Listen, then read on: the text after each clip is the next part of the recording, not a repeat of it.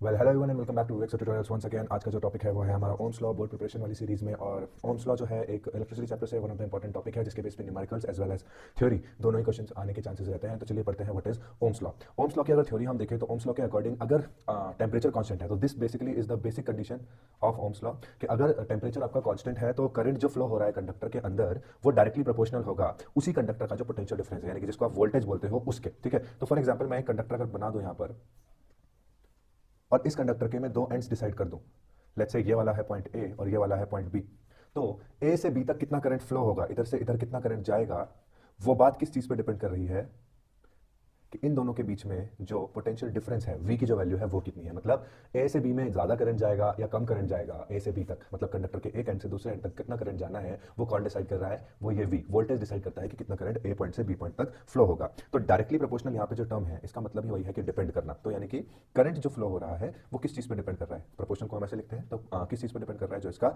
Voltage है। एक और चीज ध्यान में रखेंगे कि आप i प्रोपोर्शनल टू v नहीं लिखेंगे, ठीक है, दिस विल बी रॉन्ग, और क्यों होगा वो मैं भी बताऊंगा आपको आगे।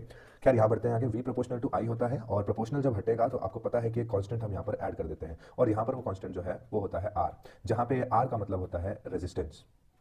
अब अगर आपको मैथमेटिकल फॉर्म बोला जाए कि उसका मैथमेटिकल फॉर्म क्या है ओम्स लॉ का, तो आप सिंपल ये लिखेंगे v प्रोपोर्शनल टू i। लेकिन अगर थोड़ा सा आपको ब्रीफ में जाने के लिए बोला गया तो v प्रोपोर्शनल को हटा के आप कांस्टेंट लगाएंगे और वो कांस्टेंट r होगा जो क्या होता है, रेजिस्टेंस। अब अगर हम बात रेजिस्टेंस की करें तो व्हाट इज रेजिस्टेंस, जिस कंडक्टर के अंदर करंट फ्लो हो रहा है उस कंडक्टर की प्रॉपर्टी को आप रेजिस्टेंस कहेंगे। ठीक है, सो ये हम बोल सकते हैं प्रॉपर्टी ऑफ कंडक्टर। किसी कंडक्टर के अंदर की प्रॉपर्टी है, मेटल होगा तो मेटल के अंदर की प्रॉपर्टी है, कोई और चीज कोई भी मेटल हो सकता है या वायर होंगी, कोई भी कंडक्टर है उसके अंदर की प्रॉपर्टी जो करंट की दुश्मन है। तो आप ये बोल सकते हैं कि रेजिस्टेंस जो है वो करंट का दुश्मन होता है। मतलब कि ये नहीं चाहता कि किसी कंडक्टर के अंदर करंट फ्लो हो। तो property of conductor that opposes the flow of current. ठीक है, रेजिस्टेंस क्या है, resistance basically it is the property of a conductor that opposes the flow of current. Current के फ्लो को अपोज करता है रेजिस्टेंस। और अगर इसका फॉर्मूला लिखा जाए तो फॉर्मूला आप देखो, रेजिस्टेंस आर से हम इसको डिनोट करते हैं और ओम्स लॉ के थ्रू ही हम रेजिस्टेंस का फॉर्मूला भी निकाल सकते हैं। तो फ्रॉम ओम्स लॉ हम क्या कह सकते हैं, R is equal to V upon आई।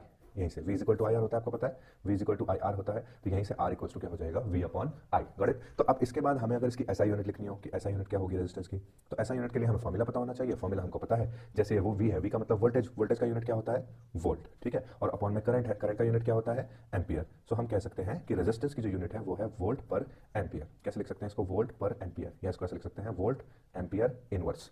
ठीक है, एम्पियर ऊपर जाता है तो माइनस में चला जाएगा वो, तो या तो वोल्ट पर एम्पियर लिख लो या वोल्ट एम्पियर इनवर्स लिख लो। ठीक, और कॉमनली इसको इस नाम से नहीं जाना जाता, कॉमनली इसको बोला जाता है ओम। ठीक है, ओ एच एम ओम, ओमेगा ऐसे बनता है। तो अगर मुझे बोलना हुआ कि किसी कंडक्टर का रेजिस्टेंस लेट्स से 6 ओम है तो हम क्या लिखेंगे, आर इक्वल्स टू 6 ओम। इसी चीज़ को आप क्या लिख सकते हो, R is equal to 6 volt ampere inverse. Commonly आपको ओम दिखेगा। ठीक है, तो ये होता है रेजिस्टेंस। काम क्या होता है, करंट को अपोज करना या करंट के फ्लो को अपोज करना। कि जितना किसी जगह अगर रेजिस्टेंस बहुत ज़्यादा है, ये बहुत नोट करने वाली बात है कि अगर रेजिस्टेंस बढ़ा हुआ है, रेजिस्टेंस इंक्रीजेस, तो ऑब्वियस सी बात है कि हमारा जो करंट है वो कहाँ होगा, डिक्रीजेस। अब ये थोड़ा स्टेटमेंट कॉन्ट्रडिक्ट मैंने खुद से कर दिया, हम ऐसा नहीं बोलेंगे। इसको हम ऐसे ज़्यादा बेटर तरीका इसको लिखने का ये होगा, if resistance is more current will be less. क्योंकि इंक्रीजेस डिक्रीजेस में तो ये एक हमें बता रहा है या ऐसा हमें इंडिकेट कर रहा है कि रेजिस्टेंस को हम बदल सकते हैं, जबकि रेजिस्टेंस मैंने बोला आपको क्या है, कांस्टेंट है। ठीक है, अब कांस्टेंट कम का मतलब ही होता है कि वो बदलेगा नहीं, फिक्स रहेगा। तो हम ये वाली लाइन नहीं लिखेंगे कि रेजिस्टेंस इंक्रीजेस। उससे साफ इंडिकेशन ये मिल रही है कि हम इंक्रीज डिक्रीज कर सकते हैं रेजिस्टेंस को, हम रेजिस्टेंस को इंक्रीज डिक्रीज नहीं कर सकते। पर्टिकुलर कंडक्टर की वो कांस्टेंट रहता है। ठीक है, तो अब इसमें हम ये कह सकते हैं कि अगर रेजिस्टेंस किसी कंडक्टर की ज्यादा है तो करंट क्या है, लेस। और दूसरा हम ये स्टेटमेंट दे सकते हैं कि अगर रेजिस्टेंस कम है तो ऑब्वियस सी बात है करंट क्या होगा, विल बी मोर। ठीक है, अब यहां पर ये जो आप बैक में आपको शुरुआत में जब आपको बता रहा था कि हम आई प्रोपोर्शनल टू वी क्यों नहीं लिख सकते, तो फॉर एग्जांपल मान लीजिए अगर मैं लिखता हूं आई प्रोपोर्शनल टू वी, तो इस हिसाब से आई इक्वल्स टू आर इस तरफ आएगा।